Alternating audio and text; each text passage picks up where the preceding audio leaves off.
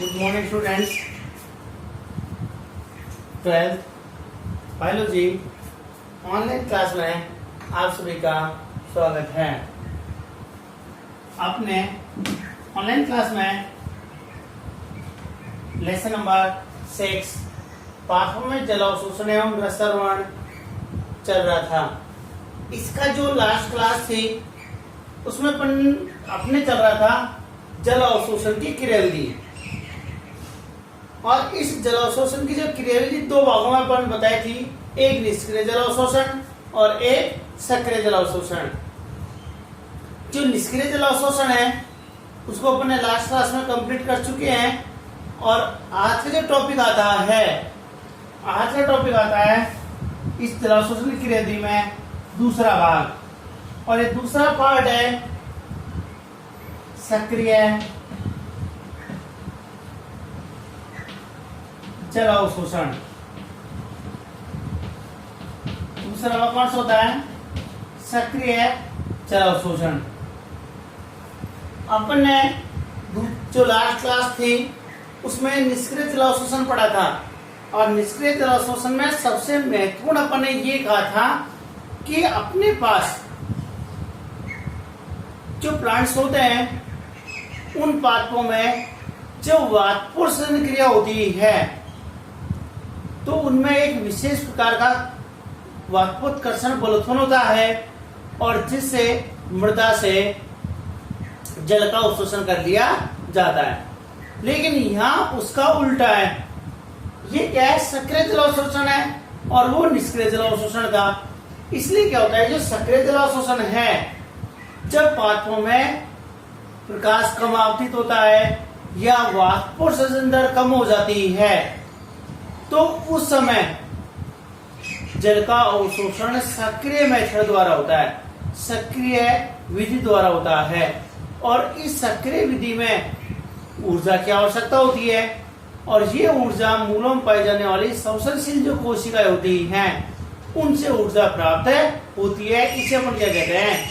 सक्रिय जल अवशोषण कहते हैं। तो सबसे पहले टॉपिक डालिए। आपके टॉपिक सबसे पहले डाला होगा आपने जल अवशोषण की क्रियाविधि, और जल अवशोषण की क्रियाविधि में दो पार्ट डालोगे। नंबर 1 निष्क्रिय जल अवशोषण, नंबर 2 सक्रिय जल अवशोषण। निष्क्रिय जल अवशोषण को अपने पिछली क्लास में कंप्लीट कर दिया। आज उसका दूसरा पार्ट डालिए, नंबर 2 सक्रिय जल अवशोषण। पॉइंट डालिए सक्रिय जल अवशोषण नंबर 2 डाल करके डाल दिया। और पॉइंट डालने के बाद मैं इसमें कुछ लाइन लिखा देता हूं, उसके बाद मैं इसमें लिखिएगा जब पादपों में वाष्पोत्सर्जन वाष्पोत्सर्जन दर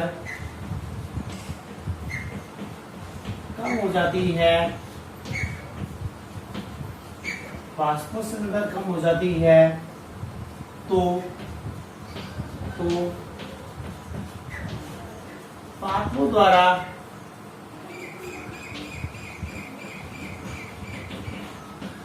जल अवशोषण भी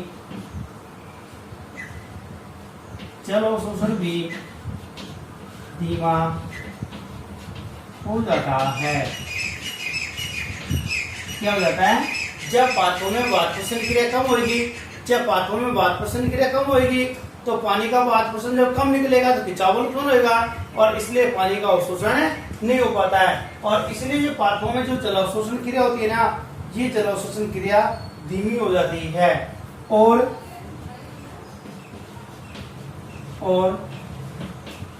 पादपों को पर्याप्त जल प्राप्त नहीं हो पाता है।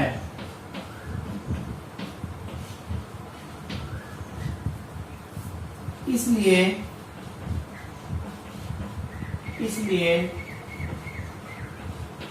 जल की पर्याप्त आपूर्ति हेतु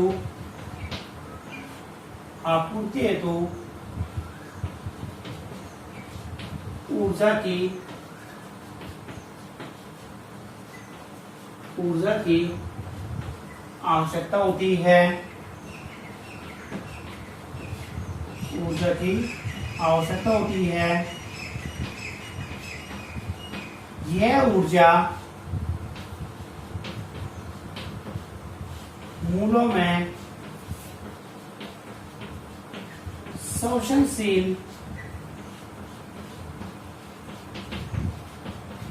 कोशिकाओं से प्राप्त होती है। जहां पे भी सक्रिय नाम आ जाए, एक्टिव नाम आ जाए, वहां पर हमेशा किसकी बात होती है? वह हमेशा ऊर्जा की बात होती है। ऊर्जा की प्रेजेंस में ही ये क्रिया संपन्न हो सकती है। जब कहीं भी सक्रिय का नाम आता है तो सक्रिय का मतलब ही क्या होता है? एक्टिवेशन। और एक्टिवेशन कब होगी? जब बॉडी में एनर्जी होगी। इसलिए क्या होता है कि जब पाथवों में वाष्पोषण दर धीमी हो जाती है तो पाथवों में खिंचाव बल उत्पन्न नहीं हो पाता है। इसलिए मूलों में ऊर्जा उत्पन्न होती है और ये ऊर्जा पानी के अवशोषण में सहायक होती है और पाथवों को पानी पर्याप्त मात्रा में प्राप्त हो जाता है। लेकिन अपन ने पढ़ा था कि लगभग 96 से 98% जो पादप जल का अवशोषण करते हैं वो किसके द्वारा होता है? वो निष्क्रिय जल अवशोषण द्वारा होता है, जबकि सक्रिय जल अवशोषण मुश्किल से 2 से 4% हो पाता है। और इसलिए जो पादप होते हैं उनमें जल अवशोषण के दौरान ऊर्जा की ज्यादा हानि नहीं हो पाती है। लगभग 2 से 4% की ऊर्जा का अवशोषण, ऊर्जा कारण पादपों का जल अवशोषण हो पाता है। इसको अपन कहते हैं जल अवशोषण।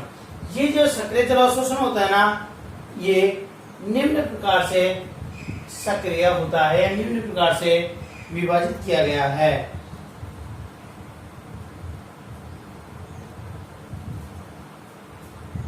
इसमें लिखना चाहो तो लिख लो। सक्रिय जल अवशोषण,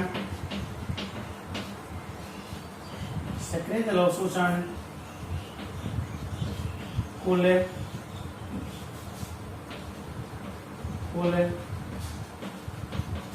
जल अवशोषण का लगभग 4% होता है।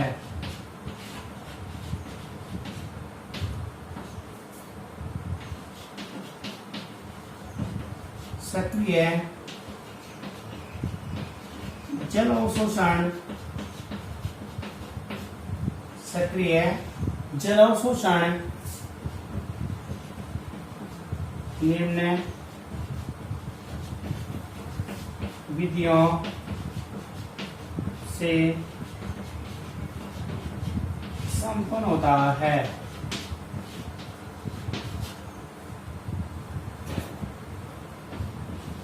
नंबर 1 प्रासरणीय सक्रिय जल अवशोषण और नंबर 2 परासरणीय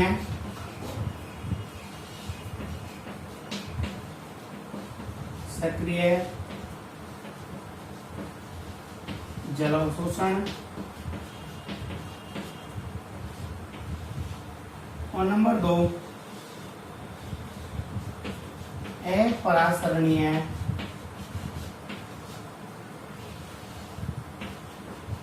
सक्रिय जल अवशोषण। जो सक्रिय जल अवशोषण होता है ना, ये निम्न विधियों से होता है। नंबर 1 प्रासरणीय सक्रिय जल अवशोषण और नंबर 2 अप्रासरणीय सक्रिय जल अवशोषण। सबसे पॉइंट क्या डाला? नंबर 2 सक्रिय जल अवशोषण। सक्रिय जल अवशोषण में ये लाइन लिखनी है। ये लाइन लिखने के बाद में इसको यहाँ तक उतारना है कि सक्रिय जल अवशोषण निम्न विधियों से संपन्न होता है। दोनों नाम लिखने हैं। यहाँ तक पॉइंट डालने के बाद में इसको यहाँ तक नोट कीजिए। अपनी नोटबुक है उसमें नोट कीजिए, दोनों भाग लिख देना है, दोनों भाग नाम लिख देना है। नोट किया। इसके बाद में पॉइंट डालिए नंबर 1, परासरणीय सक्रिय जल अवशोषण।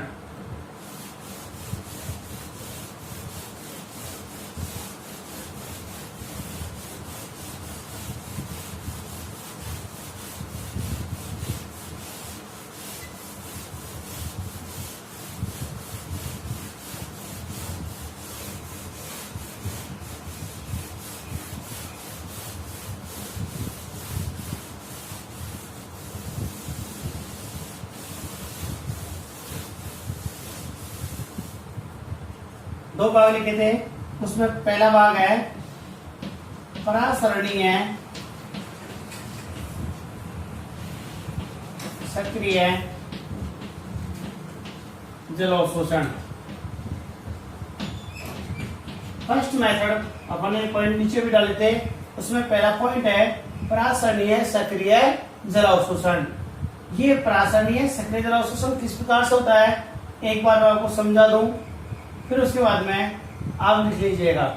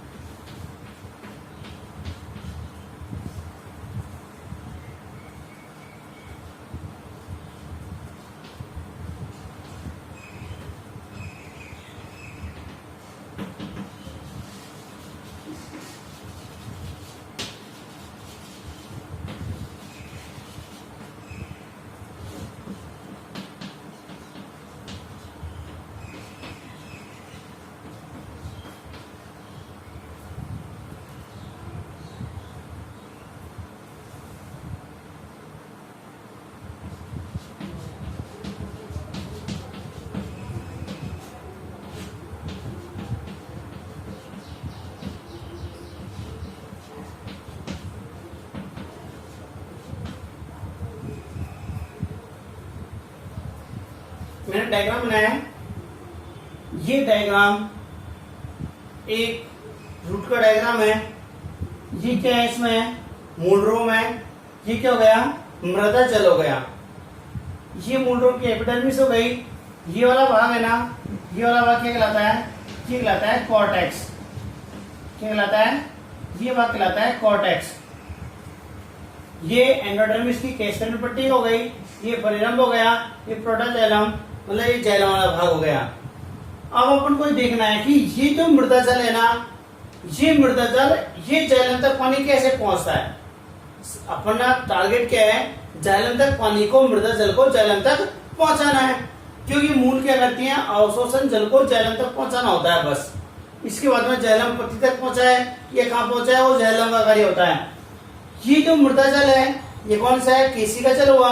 और पादप केसी का जल का ही क्या करता है, उपयोग करता है। अब अपने पास पॉइंट क्या डाला है, प्रासरणीय सक्रिय जलावशोषण किसके द्वारा करना है, प्रासरण द्वारा करना है।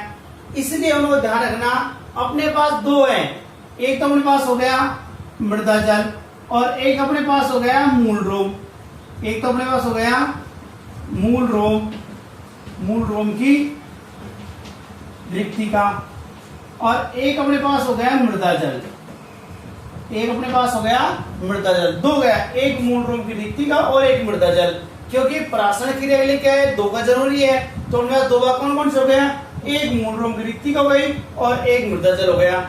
जब इन दोनों के प्रासरण दाब में परिवर्तन होएगा, इन दोनों का मान अलग अलग होएगा, जब तो पानी का अवशोषण होएगा।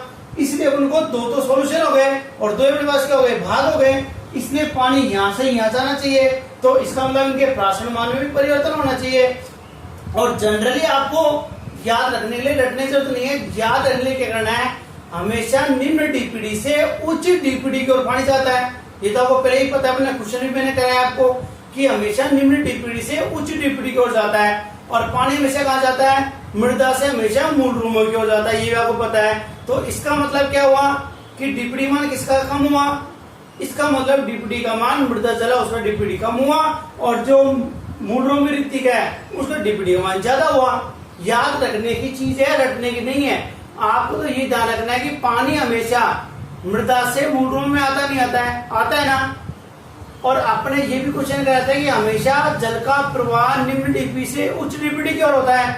जब पानी मृदा से मूल रोम में आएगा तो मृदा के जल का डीपीडी नॉर्मल हो जाएगा, कम हो जाएगा, और मूल रोम है उसकी रिक्ति का डीपीडी क्या हो जाएगा, ज्यादा हो जाएगा। जब तो पानी मृदा से मूल रोम में आसानी से आ जाता है। तो ये कह सकते हैं कि मृदा जल है ना, इसका जो डीपीडी होता है, इसका डीपीडी क्या होता है, कम होता है। और जो मूल रोम होता है इसका डीपीडी क्या होता है, इसका डीपीडी ज्यादा होता है। तो पानी कहाँ जाएगा, मृदा जल मूल रोमों में आसानी से आ जाता है। जो मूल रोम होता है ना, इस मूल रोम की जो रिक्तिका होती है, इस मूल रोम की जो रिक्तिकाएं होती हैं, इनका प्रासरण दाब होता है ना, ये सामान्यतः 2 ATM होता है, 2 वायुमंडलीय दाब होता है। और जबकि मृदा जल होता है इसका कितना होता है, 1 ATM होता है। आपको कंफ्यूज होने की जरूरत नहीं है, आप तो ध्यान रखिएगा, ये शुरू से समझ लीजिएगा। देखो क्या है, अपने पास एक तो मृदा जल है और एक अपने पास मूल रोम है। दो ही ऑप्शन है अपने पास, एक मृदा जल और एक मूल रोम। इस मृदा जल को मूल रोम तक पहुंचना है, पानी मृदा से मूल रोम में आना है। और मैंने आपको क्वेश्चन कराया कि हमेशा जल का प्रवाह निम्न डीपीडी से उच्च डीपीडी की ओर होता है। इसलिए दिमाग लगाने की जरूरत ही नहीं है। आप तो ये सोचो कि पानी मृदा से मूल रोम में आ रहा है और हमेशा निम्न डीपीडी से उच्च डीपीडी की ओर आता है। तो सीधी सी बात ये हुई ना कि मृदा जल का तो डीपीडी कम हो गया और मूल रोमों का डीपीडी क्या हो गया, ज्यादा हो गया। तो पानी कहाँ गया, मृदा से मूल रोम में आ गया, आया नहीं आया। इसी प्रकार से क्या होता है कि जो मूल रोम की जो रिक्तिका होती है उसका तो सामान्यतया प्रासरण दाब होता है ना, 2 वायुमंडलीय दाब के बराबर होता है। और जो मृदा जल होता है उसका प्रासरण दाब कितना होता है, 1 वायुमंडलीय दाब के बराबर होता है। जब मूल रोम का प्रासरण दाब ज्यादा होगा और मृदा कम होगा तो पानी स्वतः कहाँ जाएगा, मृदा से मूल रोम में आ जाएगा। जैसे मूल रोम में आएगा तो मूल रोम में पानी आते ही मूल रोम की जो कोशिकाएं होती है वो स्फीत अवस्था में आ जाएगी। और जैसे स्थिर अवस्था में आएंगी तो स्थिर दाब बढ़ जाएगा, तो ऑस्मोटिक प्रेशर कम हो जाएगा। फिर उससे पानी दूसरी कोशिका में जाएगा। कैसे? जैसे अपन ने जो निष्क्रिय जलाव शोषण में एक कोशिका से दूसरी कोशिका में पानी खींचा था ना, कि पानी भर गया, उसका डीपीटी का मान कम, खाली हो गई, उसका डीपीटी का मान ज्यादा, पानी वाले से कहाँ गया, खाली वाले में गया। इस प्रकार से यहाँ भी वही प्रोसेसिंग चलती है। देखो अब सुनो क्या लिखा है अपन ने, सक्रिय जलाव शोषण, ऊर्जा की आवश्यकता है। जो मूलरोम की कोशिकाएं होती है, मूलरोम होते हैं, इनमें क्या होता है, उपापचय क्रिया होती है और इनसे ऊर्जा प्राप्त होती है। इसमें क्या होता है कि जब मूलरोमों के द्वारा सक्रिय जलाव शोषण होता है तो इस समय जो मूलरोम होता है, इसकी रिक्तिका का जो प्राशन दाब होता है वो 2 वायुमंडलीय दाब के बराबर होता है, जबकि मृदा जल का प्राशन दाब 1 वायुमंडलीय दाब के बराबर होता है। अर्थात मृदा जल का जो डीपीडी होता है वो कम होता है और मूलरोम होता है उसका डीपीडी अधिक होता है। इस प्रकार से ये कह सकते हैं कि मूलरोम के डीपीडी का प्राशन दाब ज्यादा होता है और मृदा जल का प्राशन दाब कम होता है, जिसके कारण ये मृदा जल होता है ये मूलरोमों में आ जाता है। जैसे मूलरोम में आएगा तो मूलरोम के कॉर्टेक्स भाग, ये मूलरोम का कॉर्टेक्स भाग होगा, जिसमें ए या तो अपन कहें ये रेलेवस ऐसे कहें, या अपन क्या कहें ए बी सी डी भी अपन कह सकते हैं, जैसे भी नामांकन देना चाहो ए बी। अब जैसे ही मृदा जल यहाँ आया है, कहाँ गया ये, मूलरोम में, और मूलरोम से कहाँ गया ये, इस वाली कोशिका में, इस वाली कोशिका से इस वाली कोशिका में, इस वाली से इस वाली में, इस वाली से इस वाली में, और यहाँ से यहाँ, यहाँ से यहाँ, यहाँ से कैस्पेरियन पट्टी कहाँ है, यहाँ से यहाँ, और यहाँ से प्रोटोजाइलम में। जब जैसे ही पानी यहाँ तक आगे पहुंचता है तो जिसमें पानी है उसका स्थिरता बढ़ जाएगा और ऑस्मोटिक प्रेशर कम हो जाएगा, तो पास वाली जो कोशिका होती है उसका प्रसरण दाब बढ़ जाता है और पानी को पास वाली कोशिका है, फिर इसका क्या हो जाएगा, डीपीडी बढ़ जाएगा और खाली वाला का डीपीडी कम हो जाएगा। पानी कहाँ जाएगा, ये से रे में आ गया। ये प्रोसेसिंग लगातार कंटिन्यू यहाँ तक होती रहती है। जैसे पानी एंडोडर्मिस में पहुंचता है तो एंडोडर्मिस में क्या पाई जाती है, कैस्पेरियन पट्टिकाएं पाई जाती हैं, और कैस्पेरियन पट्टिकाओं से जब पानी परिरम में प्रोटोजाइलम आता है तो इनसे द्वार कोशिकाओं से या गार्ड सेल होती हैं उनसे पानी प्रोटोजाइलम में आसानी से पहुंच जाता है, और जैसे पानी जाइलम पहुंचता है तो जाइलम द्वारा पानी को आगे प्लांट्स में ट्रांसपोर्ट कर दिया जाता है। इस प्रकार से सक्रिय जल अवशोषण द्वारा पानी का अवशोषण होता है। ये कहलाता है प्रासरणीय सक्रिय जल अवशोषण। सबसे पहले डायग्राम बनाओ,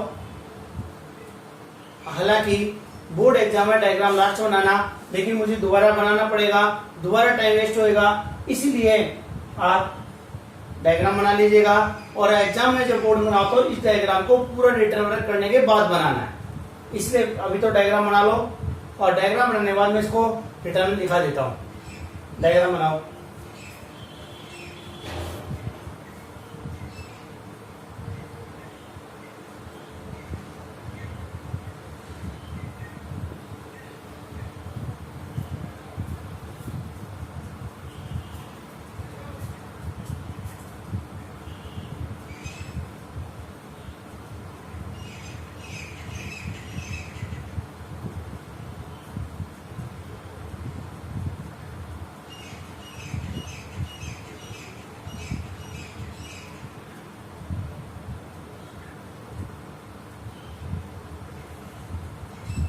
हो गया?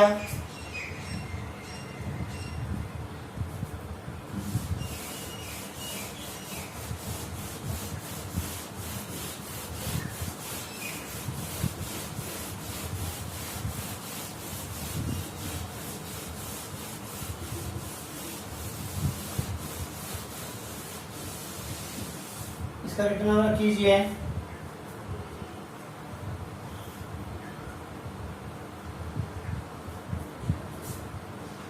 नीचे लिखिए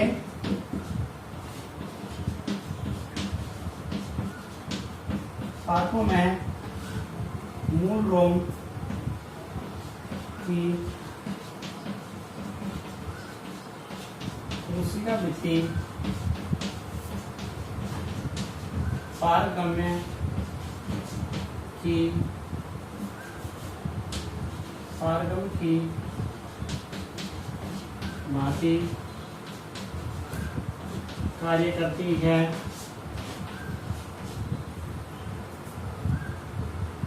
मूलों की कोशिका भित्ति पारगम भांति कार्य करती है, जबकि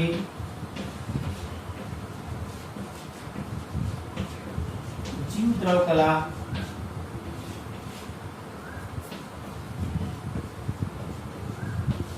विधि पारगम्य की भांति विधि पारगम्य की भांति कार्य करती है। इसलिए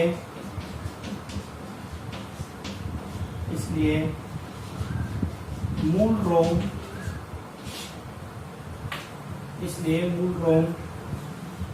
की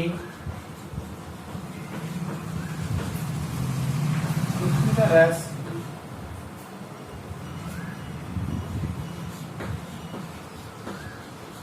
जीवद्रव कला से मृदा जल से पृथक रहता है। मृदा जल से कहने का मतलब ये है कि जो मूल रोम होता है, इसकी कोशिका भित्ति होती है। ये कोशिका भित्ति तो किसका काम करती है? पारगम की भांति काम करती है, क्योंकि कोई भी अणु विलय के कण कोई भी आ सकते हैं और जा सकते हैं। जबकि जो जीवद्रव कला होती है, ये विविध प्रकार की जो पारगम्यता होती है, डिफरेंट टाइप पारगम्यता होती है, उसके प्रति कार्य करती है। और इसलिए जो मूल रोम की जो रिक्ति होती है, उसमें जो लिक्विड भरा होता है, उसको मृदा जो जीवद्रव कला होती है, मृदा जल से पृथक उसको रहती है। आगे लिखिए, इसमें ऐसे पॉइंट या तो पॉइंट बना लीजिएगा या कैसे लिख लीजिएगा।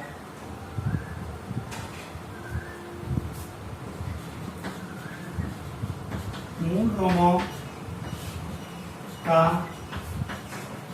परासरण दाब, मूल रोमों का परासरण दाब 2 वायुमंडलीय दाब के बराबर एवं मृदा जल का परासरण दाब 1 वायुमंडलीय दाब के बराबर होता है।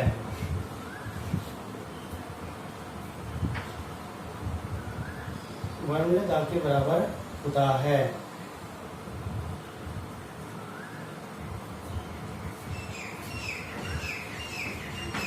मृदा विलयन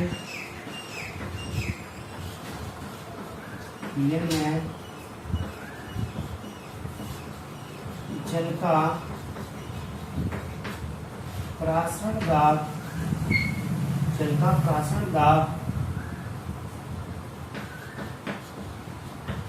मूल रोमों के परासरण दाब से कम होता है। अर्थात मृदा जल का टीपीडी कम व मूल रोमों में उपस्थित जल का डीपीडी ज्यादा होता है। इसलिए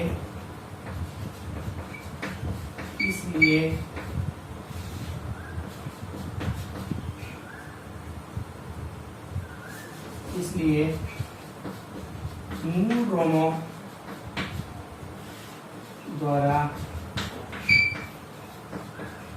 जल का अवशोषण कर लिया जाता है। पानी कहाँ गया? डिप्टी कार्ड क्या हो गया? पानी कहाँ गया? अभी ये मूल रोम में आ गया। अपन ये कहता है कि जो पादप होते हैं उसकी जो कोशिका वृत्ति होती है वो पालन की भांति कार्य करती है और जीवद्रव्य होते हैं विविध पालन की भांति कार्य करती है। इसलिए जो मूल रोम की जो वृत्तिका का रस होता है वो जीवद्रव कला से मृदा जल से पृथक रहता है। मतलब जो मृदा जल होता है, जो कोशिका की वृत्तिका होती है, उसके बीच में बॉन्डिंग का कार्य कौन करता है? जीवद्रव कला करती है। इन दोनों को ये दोनों अलग अलग रखती हैं। जो मूल रोम होता है उनका प्राशन दाब 2 वायुमंडलीय दाब के बराबर होता है, जबकि मृदा जल का प्राशन दाब होता है 1 वायुमंडलीय दाब के बराबर होता है। मृदा विलयन में जल का प्राशन दाब होता है वो मूल रोम के प्राशन दाब से कम होता है। अर्थात ये कह सकते हैं कि मृदा जल का जो डीपीडी होता है वो कम होता है और मूल रोम का डीपीडी क्या होता है? ज्यादा होता है। इसलिए पानी हमेशा निम्न डीपीडी से उच्च डीपीडी की ओर जाता है और इसीलिए जो पानी होता है ना वो मूल रोमों में अवशोषित कर लिया जाता है, मूल रोमों में पहुंच जाता है। यहाँ तक इसको नोट कीजिएगा।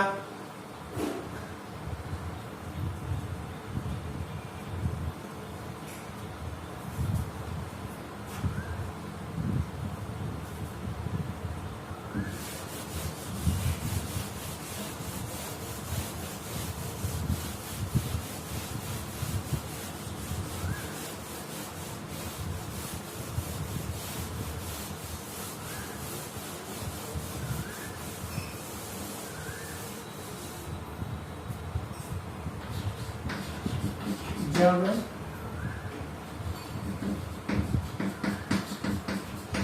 अवशोषित जल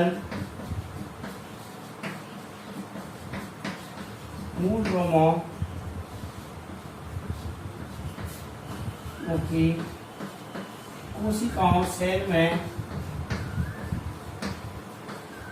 कोशिकाओं में पहुंचता है तो जब मूल रोम की कोशिकाओं में पहुंचता है तो इनकी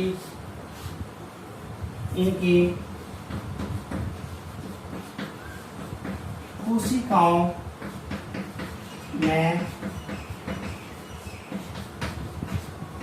स्फीति दाब बढ़ जाता है वह प्राशन दाब कम हो जाता है। प्राशन दाब कम हो जाता है। मैंने पहले भी कहा था, जिस दिन डिफरेंट टाइप के प्रेशर पढ़ाए थे, विभिन्न प्रकार के दाब पढ़ाए थे, जब कोई भी कोशिका अंतः प्राशन क्रिया करती है तो अंतः प्राशन जब पानी अंदर जाता है तो अंदर जाने से कोशिका फूल जाती है और जो अंदर से दाब उत्पन्न होता है उसे हम क्या कहते हैं? स्फीति दाब कहेंगे। और जैसे स्फीति दाब बढ़ेगा तो प्राशन दाब ऑटोमेटिक हो जाएगा, कम हो जाएगा। तो इसलिए क्या होगा? जैसे स्फीति दाब बढ़ता है तो प्राशन दाब कम हो जाता है। इस प्रकार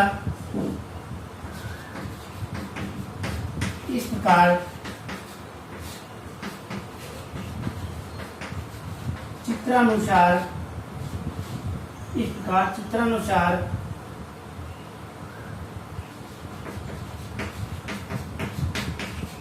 अवशोषित जल क्रमशः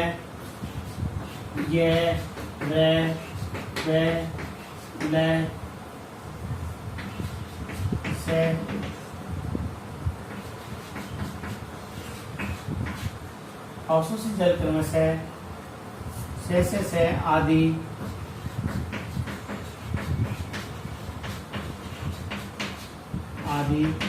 कोशिकाओं में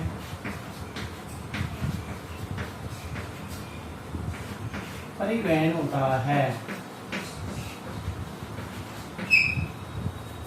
एक कोशिका से दूसरी कोशिका में जाएगा, जैसे से एक कोशिका में जाएगा दूसरी कोशिका में डिप का उपयुक्त परिवर्तन हो जाएगा और पानी लगातार कहाँ चल जाता है? ये लगातार क्रम से कोशिकाओं में कोर्टेक्स जो कोशिकाएं होती हैं वहां पहुंच जाता है। जब अवशोषित जल एंडोडर्मिस एंडोडर्मिस की कोशिकाओं में पहुंचता है तो इनमें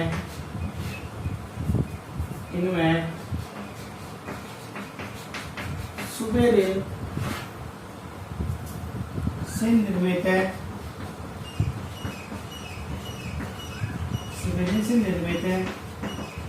केसपेरियन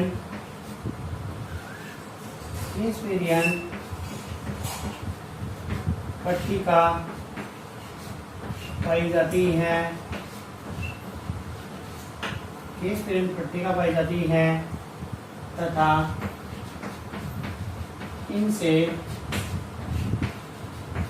जल द्वार कोशिकाओं, जिनको कहते हैं मार्ग कोशिकाएं, ऐसे लिख लो, जल मार्ग कोशिकाओं से परिरंभ में प्रवेश करता है। कहाँ पहुंच गया पानी? परिरंभ में पहुंच गया। अपने जो परिरंभ होता है ना, जैसे हमने चित्र बनाया था, मैंने आपको बताया एंडोडर्मिस और एंडोडर्मिस का परिरंभ होता है और उसके बाद में क्या आता है, जाइलम और प्रोटोजाइलम आ जाता है। जैसे ही पानी मार्ग कोशिकाओं से परिरंभ पहुंचता है तो इसके बाद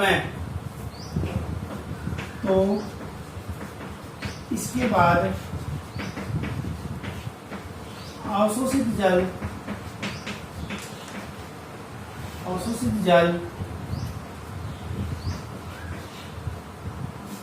जल टीपीडी व ओपी में परिवर्तन के कारण प्रोटोजाइलम में प्रवेश कर जाता है। कहाँ पहुंच गया? ये प्रोटोजाइलम पहुंच गया। और अपने ये कहा था कि जैसे ही ये प्रोटोजाइलम में पहुंचता है तो प्रोटोजाइलम के बाद में पानी जाइलम से उद्भव पादप के पत्ती तक पहुंचा दिया जाता है। इस यहाँ तक नोट कीजिए इसको, जैसे मैं लिखते जा रहा हूँ सेम वैसे कैसे लिखती जाइएगा।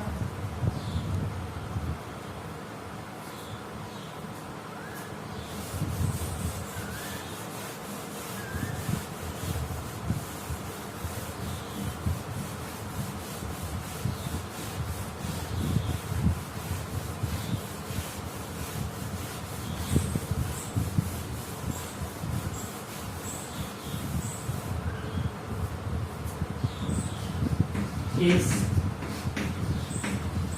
प्रकार के जल अवशोषण हेतु ऊर्जा की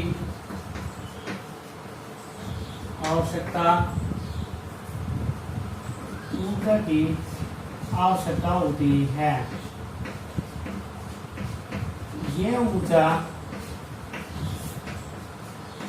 मूल में उपस्थित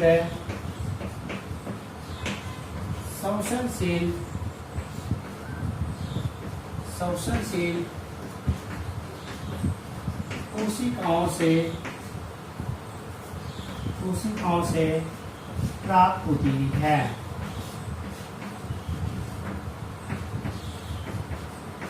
इस प्रकार परासरण दाब में परिवर्तन से जल अवशोषण संपन्न होता है। इस प्रकार से क्या होता है, जो प्रासरणीय सक्रिय जल अवशोषण होता है वो इस प्रकार से संपन्न होता है। कुछ नहीं है। मैंने आपको सबसे पहले कहा था, सबसे पहले अपने पास क्या है, मूलरोम है, और दूसरा ऑप्शन क्या अपने पास में है, मृदा जल है। दो ही ऑप्शन है। अपन ने ये कहा है कि जो पादपों की जो कोशिका वृत्ति होती है वो पारगम की भांति काम करती है, और जीवद्रव कला होती है वो विभेदी पारगम की भांति कार्य करती है। जब जो मूलरोम होता है, उन मूलरोम की जो रिक्तिका होती है, उनका जो प्रासरण दाब होता है वो 2 वायुमंडलीय दाब के बराबर होता है, जबकि मृदा जल होता है उसका प्रसरण दाब 1 वायुमंडलीय दाब के बराबर होता है। अर्थात जो मृदा विलयन होता है उसमें उपस्थित जो जल होता है उस जल का प्रसरण दाब और डीपीडी कम होता है, जबकि मूलरोम में उपस्थित जो जल होता है उसका डीपीडी ज्यादा होता है, जिसके कारण मृदा जल को मूलरोम में आसानी से अवशोषित कर लिया जाता है। जैसे ही मूलरोम की कोशिकाओं में पानी का अवशोषण होता है तो मूलरोम की जो कोशिका होती है उस मूलरोम की कोशिकाओं में स्फीति दाब बढ़ जाता है और प्रासरण दाब कम हो जाता है, जिसके कारण ये क्रिया पास की कोशिकाओं में संपन्न होती है, और ये जो पानी का जो अवशोषित पानी है ये पानी क्रमशः कोशिकाओं में ए से बी से बी से सी में सी से डी में, ये इसको अपन कहें ये लेवल, एक ही बात है, ए से बी में बी से सी में डी में क्रमशः पानी का परिवर्तन या पानी का परिवहन लगातार होता जाता है। क्योंकि जैसे ही पानी मान लो एक कोशिका में आया तो दूसरी कोशिका में डीपीडी का हो जाएगा, बढ़ जाएगा, और पास वाली कोशिका में डीपीडी का हो जाएगा, कम हो जाएगा, तो कम डीपीडी से खाली वाली डीपीडी में पानी पहुंच जाएगा। इस प्रकार से क्या होता है, ये जैसे जैसे ये एंडोडर्मिस तक पहुंचता है तो एंडोडर्मिस में पहुंचने के साथ साथ उसमें कैस्पिरिन पट्टिकाएं पाई जाती हैं, और कैस्पिरिन पट्टिकाओं के पास में मार्ग कोशिकाएं होती हैं, वहां से पानी परिरम में पहुंच जाता है, परिरम से प्रोटोजैलम पहुंच जाता है, और प्रोटोजैलम में पानी पहुंचने के बाद में पादप के विभिन्न भागों तक उसको पहुंचा दिया जाता है। इसके लिए ऊर्जा की आवश्यकता होती है, और ये ऊर्जा कहाँ से प्राप्त होती है, जो मूलरोम होती है, और मूलरोम में श्वसनशील जो कोशिकाएं होती हैं उनमें उपापचय क्रिया होती है, और उपापचय क्रिया से ऊर्जा उत्पन्न होती है। उस ऊर्जा का उपयोग प्लांट से जल अवशोषण में करते हैं। इस प्रकार से प्रासरणीय सक्रिय जल अवशोषण संपन्न होता है। ये और नंबर 2 डालिए, इसका दूसरा पॉइंट डालिए, डायग्राम बना लिया है, अप्रासरणीय सक्रिय जल अवशोषण। इसी का नंबर दूसरा बना लिए, अप्रासरणीय सक्रिय जल अवशोषण। वो प्रासरण था और इसमें अप्रासरणीय सक्रिय जल अवशोषण डालिए।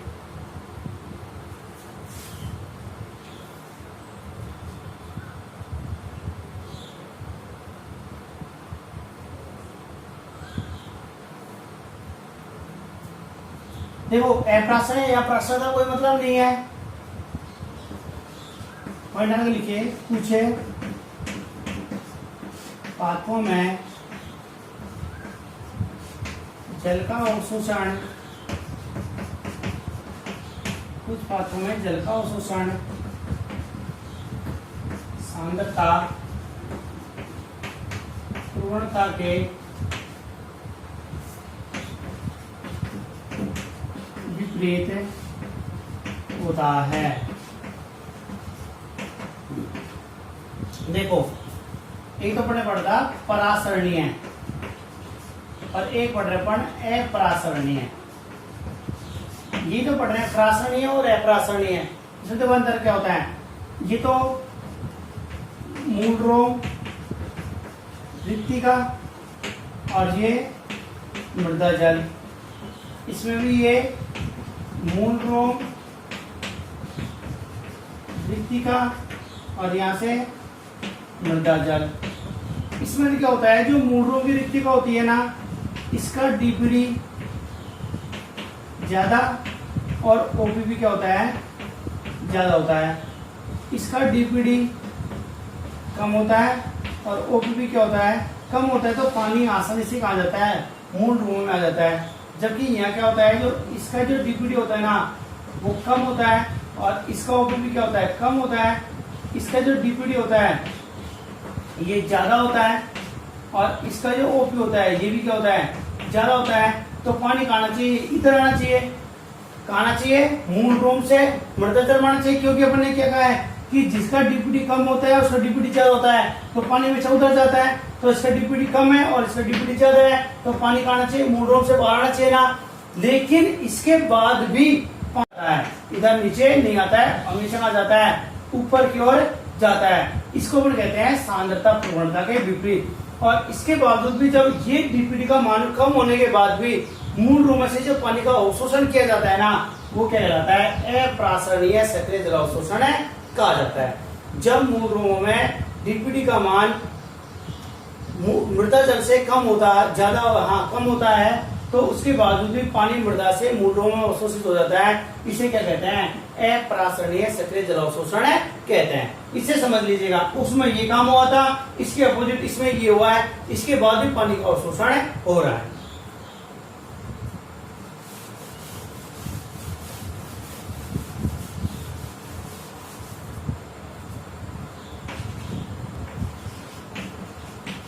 मूल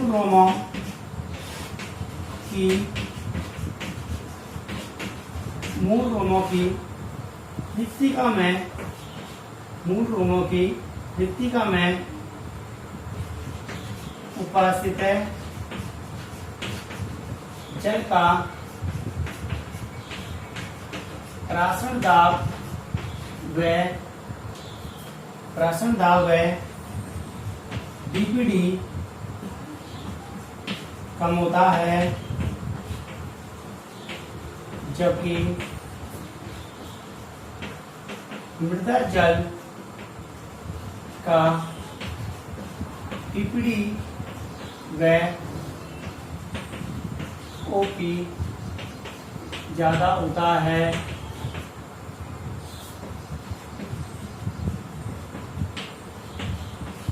इसके विपरीत भी जल का अवशोषण मृदा से मूल रूमों में होता है। अभी जो मैंने लिखा है, ये लिखा है कि जो रिक्तिका होती है उसका डीपीडी कम होता है और मूल रूम का डीपीडी क्या होता है, ज्यादा होता है। इसके बावजूद भी जल का अवशोषण क्या होता है, जल का अवशोषण मृदा जल से क्या होता है, उसकी ओर होता है। इसको अपन क्या कहते हैं, अप्रासरणीय सक्रिय जल अवशोषण कहते हैं। इसमें क्या होता है कि जो ऊर्जा की आवश्यकता होती है, इस कार्य के लिए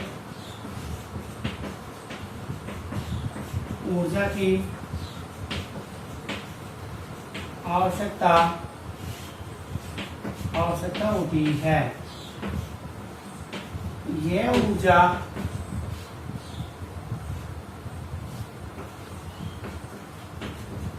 कोर्टेक्स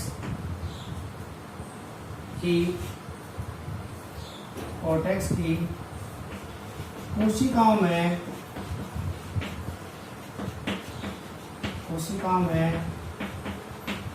उपापचय, ये ऊर्जा कोर्टेक्स कोशिकाओं में उपापचय क्रिया से उत्पन्न होती है। कहाँ से प्राप्त होती है, ये जो कोर्टेक्स भाग होता है, जो श्वसनशील कोशिकाएं होती हैं, वहां से प्राप्त होता है। और इस ऊर्जा की उपस्थिति में इस ऊर्जा द्वारा मूलों में दाब उत्पन्न होता है, एवं जल का अवशोषण हो जाता है। नीचे लिखिएगा इसमें इस प्रकार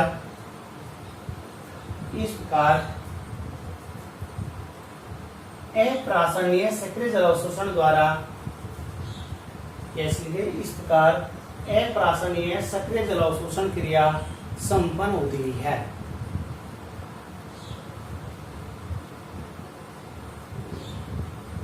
ये दोनों पॉइंट्स कंप्लीट हो गए। प्रासरणीय सक्रिय जलोत्सर्जन भी कंप्लीट हो गया और अप्रासरणीय सक्रिय जलोत्सर्जन भी कंप्लीट हो गया। कुल मिला के ये कहें कि जल अवशोषण की क्रियाविधि कंप्लीट हो गई दोनों क्लास में, कल की क्लास में और आज की क्लास में। जल अवशोषण की क्रियाविधि कल की क्लास में जल अवशोषण की निष्क्रिय विधि हुई थी और आज सक्रिय विधि हुई है। सक्रिय विधि में आज दो पढ़ाई है, एक प्रासरणीय सक्रिय जल अवशोषण और एक अप्रासरणीय सक्रिय जल अवशोषण। ये क्रिया कंप्लीट हो गई। कल की क्लास होगी, कल की क्लास में इसको प्रभावित करने वाले कुछ कारक हैं, उन कारकों के बारे में बताएंगे। आज क्लास को यहीं ऑफ करते हैं। आज क्लास के लिए धन्यवाद।